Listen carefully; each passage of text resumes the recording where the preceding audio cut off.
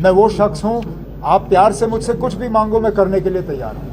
मुझे डराने की कोशिश करोगे, धमकाने की कोशिश करोगे, फिर कुछ नहीं होगा। इसको लेकर मामला पूल पकड़ता जा रहा है। कल श्रीनगर में मुख्तलिफ मकामात पर किस लिए? क्यों? आज क्या हुआ जो कल नहीं था?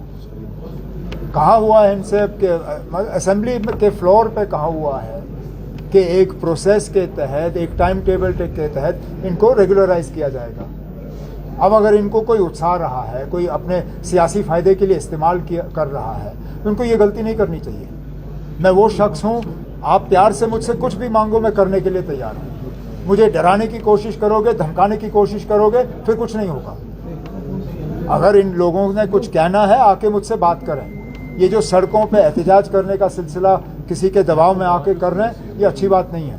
उनके लिए भी अच्छी बात नहीं है और उनके मुस्तकबिल के लिए भी अच्छी बात नहीं है। जब हमने असेंबली में कहा हुआ है कि इस साल एक पॉलिसी के तहत जो है इनके रेगुलराइजेशन का टाइम टेबल जो है वो जारी किया जाएगा, उसके बाद सड़कों पे आने की बात कहाँ पे है? हम में से कोई तब तक मुतमईन नहीं होगा जब तक हमें मिलता नहीं है।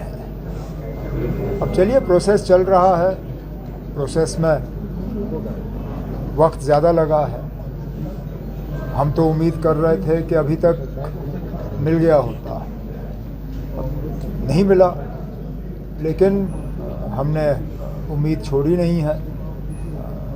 लगातार इस चीज़ पे हम मरकज़ी हुकूमत के साथ बात कर रहे हैं और मैं यहाँ किनारे पे खड़े सुन रहा था, मंत्री जी ने कहा कि शायद जल्दी हम कोई खुशखबरी सुनेंगे। उस खुशखबरी के इंतज़ार में हमें अब 1.5 साल हो गए और ज़्यादा इंतज़ार ना करना पड़े, वही उम्मीद है। सर, लेकिन एक अच्छी चीज़ हुई है कि 11 जो डेस्टिनेशंस है एलजी साहब ने अनाउंस किया कि वो रीओपन होगी, जिसके लिए आपने भी बहुत स्ट्रेस किया था। पिछले दिनों आपको याद होगा मरकज़ी होम मिनिस्टर साहब आए थे जम्मू, उनके साथ मेरी बातचीत हुई। इससे पहले मैं दिल्ली में भी उनसे मिला था और टूरिज़्म के हवाले से मेरी यही गुजारिश थी उनसे कि मेहरबानी करके जो इलाके बंद हैं उनको खोल दीजिए। बंद रखने का कोई मतलब बनता ही नहीं है। बुरे से बुरे हालात में भी हमने इन जगहों को बंद नहीं रखा। यूसमर्ग, दौद पथरी, ऐसे इलाके।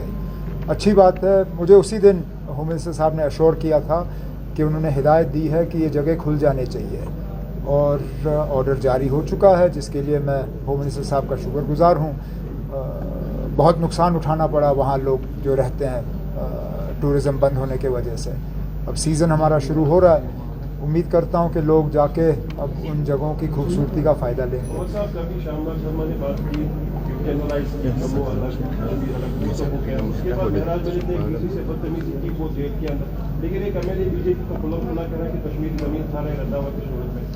वो तो अब, लेकिन उसके बाद फिर हकीकत सामने आई ना, मुकदमा उसके खिलाफ हुआ था।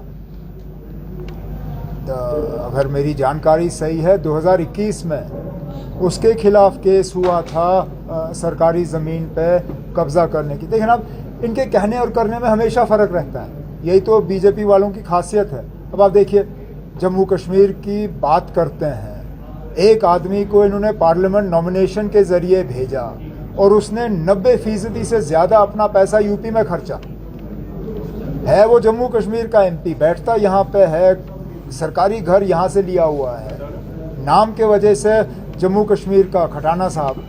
लेकिन जब सीडीएफ खर्च करने की बात आती है तो उसका 90% से ज़्यादा जो है वो यूपी में खर्च करते हैं। अब यही तो मैं कहता हूँ ना, अब इनके कहने और करने में बहुत फ़र्क है। उमर साहब, पाक पर मुकद्दस महीना शुरू होने वाला है। कल खबरें चली कि 34% इलेक्ट्रिसिटी डेफिसिट है, जिसका मतलब है कि कटलमेंट्स काफ़ी ज़्यादा। कोई ना, हमारी मुकम्मल कोशिश रहेगी और आज मैंने मीटिंग रखी है इसी सिलसिले में कि सहरी और इफ्तियारी के वक्त जो है कम से कम बिजली के कट रहें।